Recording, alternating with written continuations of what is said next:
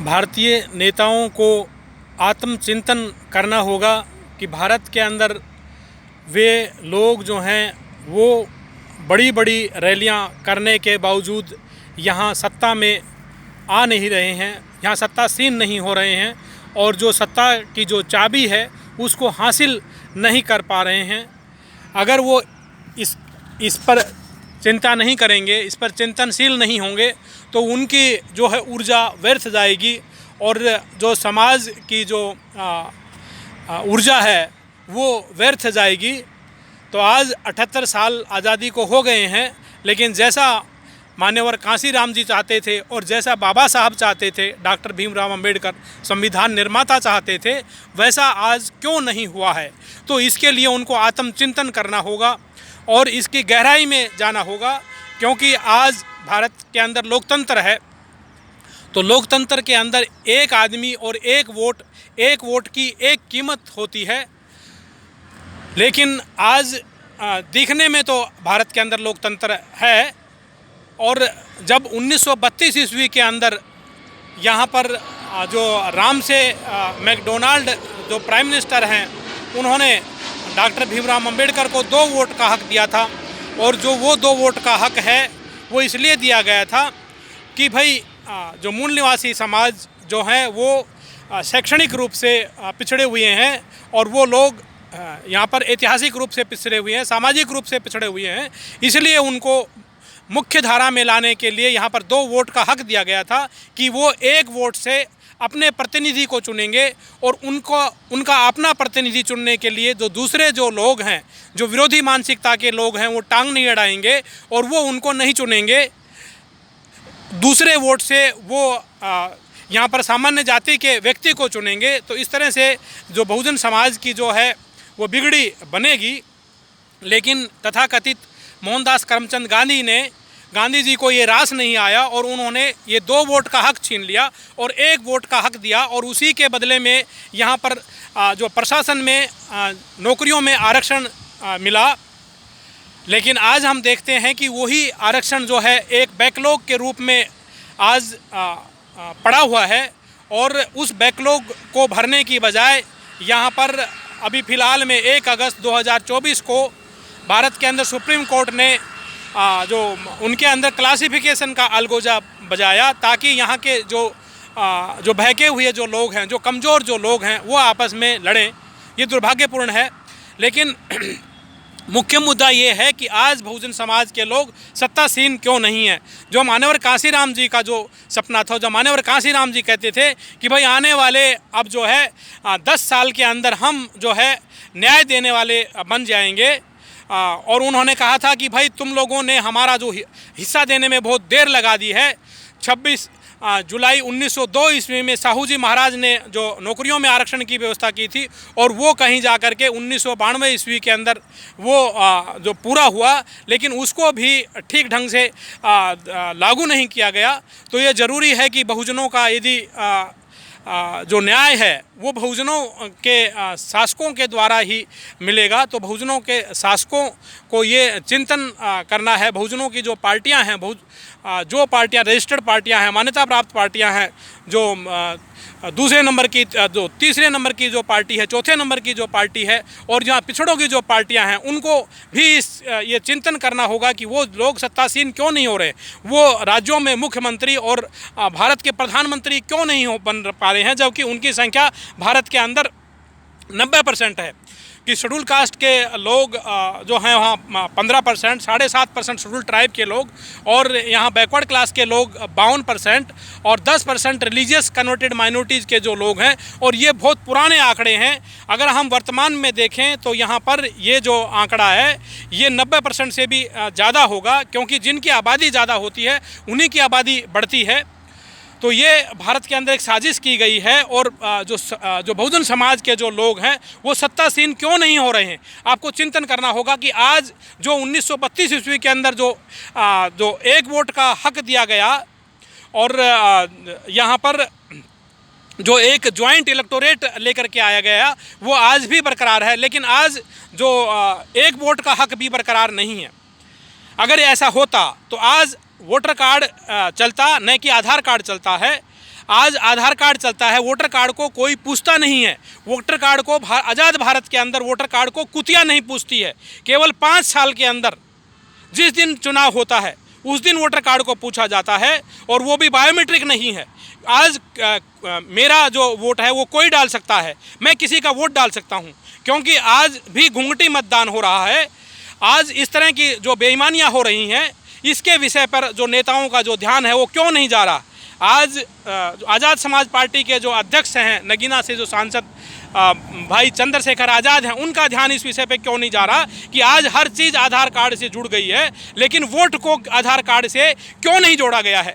क्योंकि वोटों की जो चोरी है वो चालू रहनी चाहिए। तो फिर यहाँ पर एक आदमी और एक वोट की एक कीमत के हिसाब से कारोबार कहाँ चला।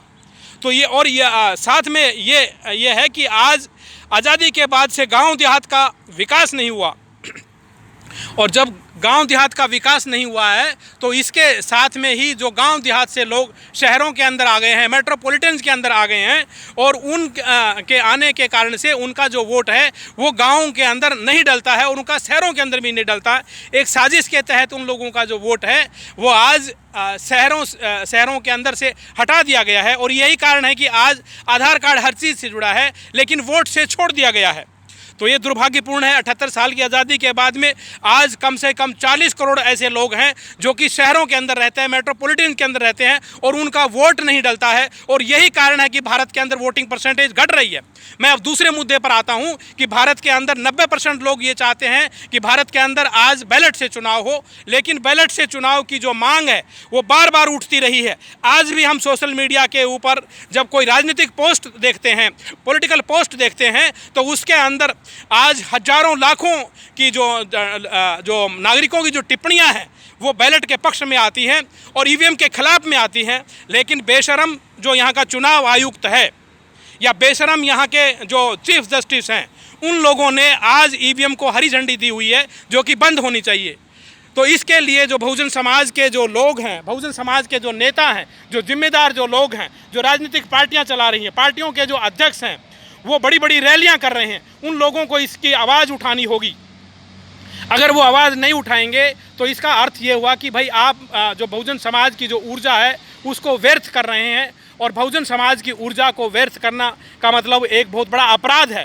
क्योंकि जिन लोगों के पास में कुछ भी नहीं है, जिन लोगों को, जो लोग यहाँ पर हैव नोट्स हैं, जो यहाँ पर डिसएडवांटेज क्लास के जो लोग हैं, उन लोगों के पैसे को, उन लोगों की ऊर्जा को व्यर्थ करने वाली बात है। तो आज इस देश के अंदर चुनाव सुधार होने की बात है, या बैलेट से चुनाव की आवाज़ उठाने की बात है, और यहाँ पर फिर से बैलेट के लिए जो एक बड़ा आंदोलन करने की ज़रूरत है। क्योंकि जब ये मुद्दे जो आगे आएंगे, इन चीज़ों पर कार्य होगा, तो इस देश के अंदर जिन लोगों का वोट ज़्यादा है उनकी सरकारें हम समझते हैं कि बनेंगी, और भारत के अंदर जो असंतोष है वो भी दूर होगा।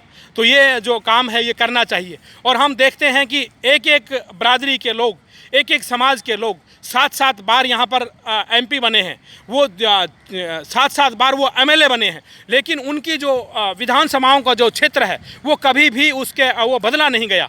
क्यों? एक जाति विशेष के लोगों को इकट्ठा करना और दूसरी जाति विशेष के लोगों के साथ में षड्यंत्र करके उनको बखेर देना, इधर उधर करना, ये भारत के अंदर डिलिमिटेशन का काम रहा है। उस डिलिमिटेशन का जो कार्य है भारत का जो चुनाव आयुक्त है और भारत के जो चीफ जस्टिस ऑफ इंडिया हैं वो लोग करते रहे हैं। तो ये भी एक देशद्रोह का काम है कि भाई भारत के अंदर सभी लोगों को यहाँ पर लोकतंत्र में जो हिस्सेदारी क्यों नहीं मिली है, उनका प्रतिनिधित्व क्यों नहीं हुआ है। हर तबके का प्रतिनिधित्व होने चाहिए। तो मैं समझता हूँ कि जब इन मुद्दों पर बात होगी तो भारत का लोकतंत्र जिंदा होगा। और भारत के संविधान के अंदर आर्टिकल 82 एंड 172 जो ये कहता है कि भारत के अंदर जो विधानसभाओं की जो सीमाएं हैं, जो लोकसभाओं की सीमाएं हैं, वे हर 10 साल के अंदर बदली जानी चाहिए थी, ताकि यहाँ पर सभी समाज के लोगों को प्रतिनिधित्व मिले। और यहाँ पर जो लोग यहाँ पर एक किस्म से वंशानुगत नेताओं की तरह से जो बैठ गए हैं, जो 7-7 बार 6-6 बार 5-5 बार विधायक और सांसद बन चुके हैं, तो उन्हीं के परिवारों को लाभ देने के लिए ये कार्य किया गया है और इस कार्य को रोका जा सके। तो मैं समझता हूँ कि भारत के नेताओं को आत्मचिंतन करना होगा कि वो यहाँ मेजोरिटी में है, वो यहाँ 90% की संख्या के अंदर है, बावजूद इसके वो लोग यहाँ पर सत्तासीन नहीं हो रहे हैं। यदि आप सत्तासीन नहीं होंगे, आपके लोग यदि विधायक नहीं जीतेंगे, MP नहीं जीतेंगे और विशेषकर वे लोग सामान्य स्थानों से नहीं जीतेंगे, जनरल सीटों से नहीं जीतेंगे, तो आप भारत के लोगों को धोखा दे रहे हैं, बहुजनों को धोखा दे रहे हैं, मूल निवासियों को धोखा दे रहे हैं और इस देश के अंदर जो आप गांधीवादियों के चंगुल में फंस गए हैं। तो मैंने जिन मुद्दों की बातें की हैं, इन मुद्दों के अंदर और मुद्दे जोड़े जा सकते हैं, लेकिन इन मुद्दों पर चर्चा करनी होगी और इन मुद्दों पर कार्य करना होगा। तभी जाकर के महापुरुषों का जो सपना है कि भारत के अंदर सामाजिक बराबरी आए और यहाँ पर आर्थिक मुक्ति हो और यहाँ पर मानवता का बोलबाला हो और जो मनुवाद और हिंदूवाद और जो मनुवता का जो बोलबाला है वो नष्ट हो और यहाँ पर जो गैर बराबरी वाली जो सामाजिक व्यवस्था है वो ध्वस्त हो।